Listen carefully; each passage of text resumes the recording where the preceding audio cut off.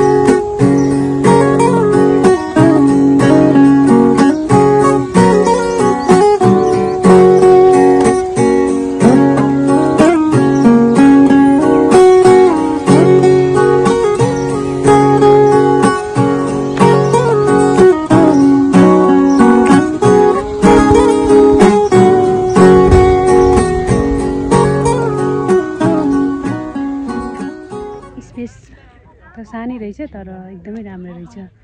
हेर्नुहोस् न, मैले तपाईँहरूलाई देखाउनु खोजेको चाहिँ पर दुईवटा घर छ कि कस्तो राम्रो छ, तर क्यामेरामा कैद हुन्छ कि हुँदैन पक्नु है। मलाई फेरि क्यामेरा चलाउनु जिरो हो नि त। म यहाँ चाहिँ के भन्छ ध्वजाहरू पनि छ। ठ्याक्कै यसलाई चाहिँ म नाम भन्न आउँदैन क्या। गुम्बाहरूमा तामाङ जातिहरूको शेर्पा जातिहरूको चाहिँमा पनि हुन्छ नि त यो, कस्तो भन्न चाहिँ आउँदैन। अब मैले देखाउन खोजेको घर चाहिँ पर जुम गरेर देखाउँदैछु। हेर्नु न कस्तो राम्रो छ है, दुईवटा घर छटक्क परेको। वाउ कस्तो राम्रो छ है।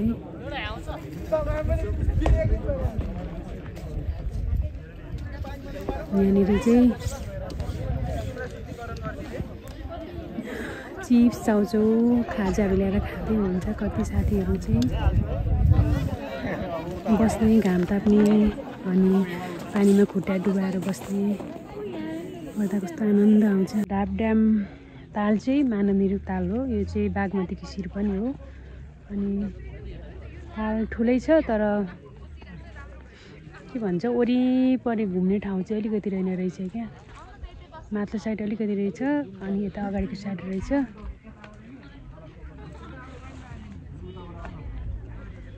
एकदमै राम्रो छ। पानीको कलर हेर्नु न कस्तो राम्रो, कस्तो सफा।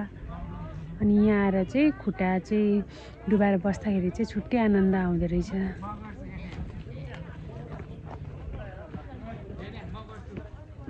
आज त स्याटरडे भएर धेरै भिडभाड गरेर होला। तालमा बस्नुपर्ने क्या। अलिकति राम्रो लोकेसनमा भिडियो बनाउनु, राम्रो लोकेसनमा फोटो खिच्नु, तालमा बस्नुपर्ने। राम्रो छ। काठमाडौँको धुलो धुवाँ हल्ला खल्ला सबै कुराहरूलाई टाटा बाई गरेर थोरै समय निकालेर यो ठाउँमा आउनुभयो भने तपाईँहरूलाई एकदम राम्रो लाग्नेछ। चराचुरुङ्गीको आवाज छुट्टै।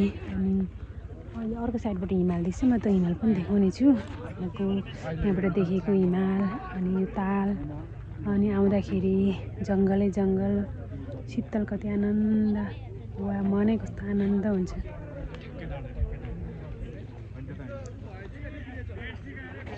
म चाहिँ फेरि एकदम प्रकृति प्रेमी हो कि। मलाई एकदमै प्रकृतिसँग रमाउनु मनपर्छ। अब मान्छेहरूलाई कति भिडभाड मनपर्छ, मलाई चाहिँ अलिकति सुनसान नै मनपर्छ। अनि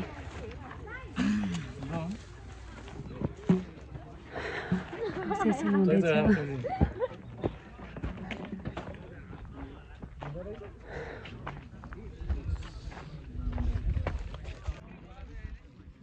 पछाडि हिमाल देखिरहेछ। हिमाल चाहिँ एकदम मजाले देख्दो रहेछ यहाँबाट। सरी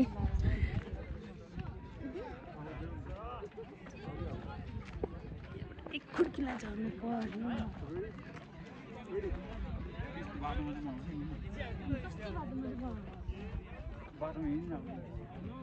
हिमाल देख्न खोजिरहेको छु। परदेखि सायद राम्रो देख्छ होला।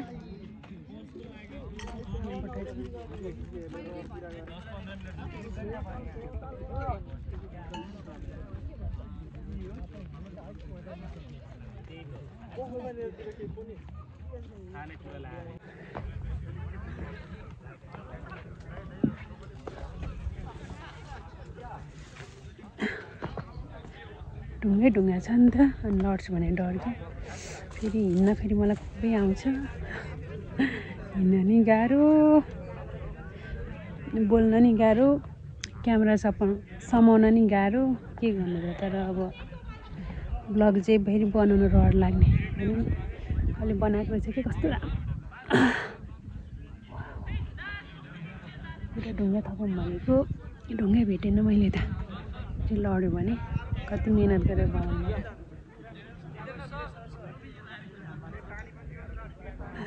यस्तो ढुङ्गाहरू छ क्या।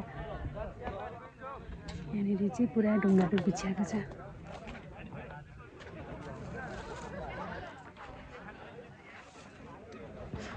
यो साइड जाँदैछु म चाहिँ।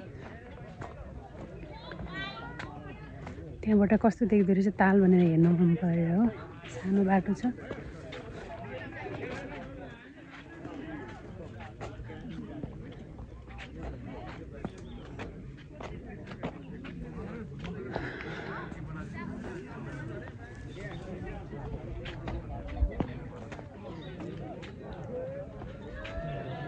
हजुर हजुर तपाईँले निकाल्नु हो माया गरिदिनु होला हामीलाई माया गरिदिनु होला नाम भन्नु न के आकृति ब्लग हो के आकृति ब्लग हो के आकृति ब्लग के आकृति ब्लग जे भयो नि माया गरिदिनु धेरै धेरै सब्स्क्राइब गरिदिनु होला है हस् थ्याङ्क यू आफूले भनेको नाम आफूले नहुने अरे यहाँदेखि बाटो बन्द हो बाटो बन्द जस्तै छ के गर्ने अनि यहीँबाट आउनुभएको थियो त्यो भाइ बहिनीहरू त लौ न लौ न लौ न लौ न मैले त बाटो बिर्सेँ कि के हो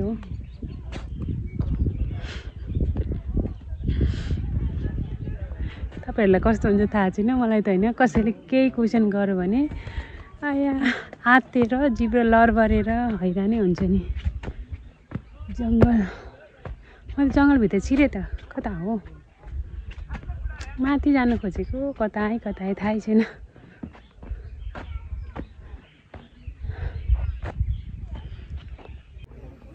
यो साइडबाट चाहिँ यस्तो देख्दो रहेछ यो साइडबाट झन् ठुलो देख्दो रहेछ त वाउ परसम्म रहेछ नि त अघि त्यहाँबाट त परसम्मको देखेको थिएन क्या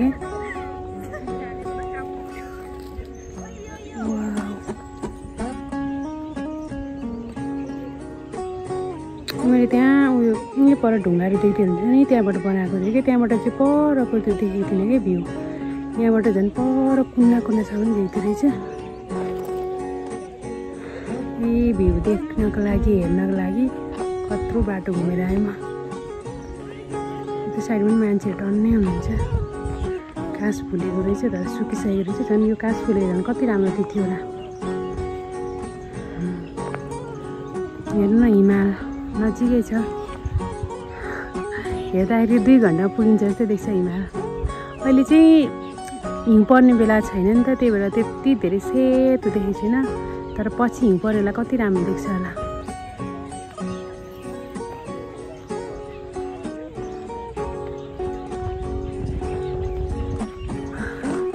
म चाहिँ फर्किन लागेको